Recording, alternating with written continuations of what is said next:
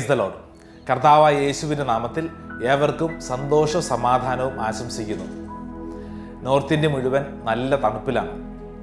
ഈ തണുപ്പിൻ്റെ മധ്യത്തിൽ പരിശുദ്ധ അമ്മ ചോദിക്കുന്ന ഒരു ചോദ്യം നമ്മൾ ധ്യാനിക്കുകയാണ്. ലൂക്കായുടെ സുവിശേഷം 1-ാം അധ്യായം 34-ാം തിരുവചനം.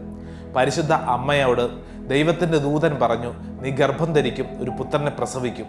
പരിശുദ്ധ അമ്മയ്ക്ക് ഒന്നും മനസ്സിലായില്ല. പരിശുദ്ധ അമ്മ ദൈവദൂതനോട് ചോദിച്ചു, ഇത് എങ്ങനെ സംഭവിക്കും?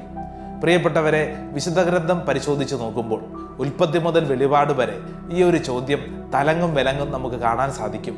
ദൈവമേ, ഇതെങ്ങനെയാണ് സംഭവിക്കുക? ഇതൊരു വ്യക്തിയുടെ മാത്രം ചോദ്യമല്ല, ബൈബിളിലുള്ള മനുഷ്യരുടെ മാത്രം ചോദ്യമല്ല, പറയുന്ന എൻ്റെയും കേൾക്കുന്ന നിങ്ങളുടെയും ജീവിതത്തിലുള്ള വലിയ ഒരു ചോദ്യമാണ്. ജീവിതത്തിൻ്റെ പ്രശ്നങ്ങളുടെയും പ്രതിസന്ധികളുടെയും മുമ്പിൽ ഇതെങ്ങനെ സംഭവിക്കും എന്നുള്ളൊരു ചോദ്യം. ദൈവത്തിൻ്റെ ആത്മാവ് ഇന്ന് ഇതിന് ഉത്തരം നൽകാൻ ആഗ്രഹിക്കുകയാണ്. പരിശുദ്ധ അമ്മ ദൈവദൂതനോട് ചോദിച്ചു, ഇതെങ്ങനെയാണ് സംഭവിക്കുക? പ്രിയപ്പെട്ടവരെ, ഉൽപ്പത്തി പുസ്തകത്തിൽ അബ്രാഹത്തെ ദൈവം വിളിച്ചു മാറ്റി നിർത്തും. 12-ാം അധ്യായത്തിലാണ് നമ്മളത് കാണുന്നത്.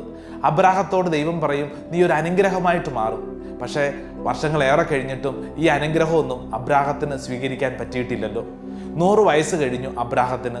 അങ്ങനെ ഇരിക്കെ ദൈവത്തിൻ്റെ ദൂതൻ അബ്രാഹത്തോട് വന്ന് പറയും, അടുത്ത വസന്തത്തിൽ നിനക്കൊരു കുഞ്ഞുണ്ടാകും. അബ്രാഹത്തിൻ്റെ സാറ 90 കഴിഞ്ഞിട്ടുണ്ട്. സാറായ്ക്കൊന്നും മനസ്സിലാവണില്ല. സാറ ചോദിക്കുന്നു, ഇതെങ്ങനെയാണ് സംഭവിക്കുക?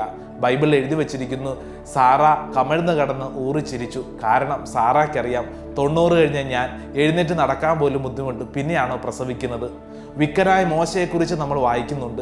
മോശയെ ദൈവം തിരഞ്ഞെടുത്ത് ഇസ്രായേൽക്കാരുടെ നേതാവാകാൻ വേണ്ടിയിട്ടാണ്.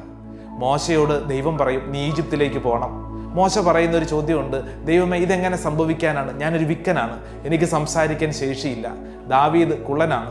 അവനെ വിളിച്ചു മാറ്റി നിർത്തിയിട്ട് ഗോലിയാത്തിനെതിരെ യുദ്ധം ചെയ്യാൻ ഇറങ്ങിത്തിരിക്കുമ്പോൾ കൂടെ നിൽക്കുന്ന ദൈവജനം മുഴുവൻ ചോദിക്കുന്നൊരു ചോദ്യമുണ്ട്, ഈ ചെറുക്കന് എന്ത് ചെയ്യാൻ സാധിക്കും? ഗോലിയാത്ത് എന്ന് പറയുന്ന മഹാമാരുവിനെ തോൽപ്പിക്കാൻ പറ്റുമോ? പുതിയ നിയമത്തിൽ വന്ന് നോക്കിക്കേ, എല്ലാ പേജിലും ഈ ചോദ്യമുണ്ട്. പരിശുദ്ധ അമ്മ ചോദിക്കുന്നില്ലേ? സക്കറിയ ദേവാലയത്തിൽ ധൂപാർപ്പണം ചെയ്തുകൊണ്ടിരിക്കുമ്പോൾ സക്കറിയയ്ക്കൊരു ദൈവദർശനം, നിനക്കൊരു കുഞ്ഞുണ്ടാകും. സക്കറിയയ്ക്കൊന്നും മനസ്സിലാവുന്നില്ല. സക്കറിയയുടെ ഉള്ളിലൊരു ചോദ്യമുണ്ട്, ഇതെങ്ങനെ സംഭവിക്കും?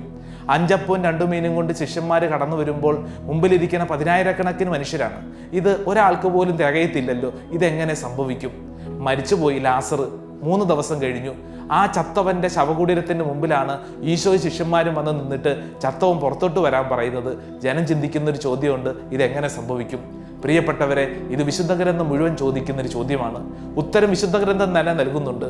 പരിശുദ്ധ അമ്മയ്ക്ക് കുഞ്ഞുണ്ടായില്ലേ? സക്കറിയയ്ക്കും എലിസബത്തിനും കുഞ്ഞുണ്ടായില്ലേ? 5 അപ്പം 10,000-ങ്ങൾക്ക് ഭക്ഷണമായിട്ട് മാറിയില്ലേ? ചത്ത ലാസർ പുറത്തു വന്നില്ലേ? അബ്രാഹത്തെക്കുറിച്ച് വചനം വായിക്കുന്നു, അവനും ഒരു കുഞ്ഞുണ്ടായി. വിക്കനായ മോശ നേതാവായിട്ട് മാറി. ദാവീദ് ഗോലിയാത്തിനെ പരാജയപ്പെടുത്തി. എന്താ അർത്ഥം എന്നറിയോ? ലൂക്കാസ് വിശേഷം 1-ാം അധ്യായം 37-ാം തിരുവചനം. പരിശുദ്ധ അമ്മ ഇന്ന് എന്നെയും നിന്നെയും പഠിപ്പിക്കുന്നു, ദൈവത്തിന് ഒന്നും അസാധ്യമായിട്ടില്ല. പ്രിയപ്പെട്ടവരെ, നിന്റെ ജീവിതത്തിൻ്റെ ഏത് പ്രശ്നത്തിൻ്റെ നടുവിൽ ചങ്കത്ത് കൈവച്ചുകൊണ്ട് പറയാൻ പറ്റണം, എൻ്റെ ദൈവത്തിന് ഒന്നും അസാധ്യമായിട്ടില്ല.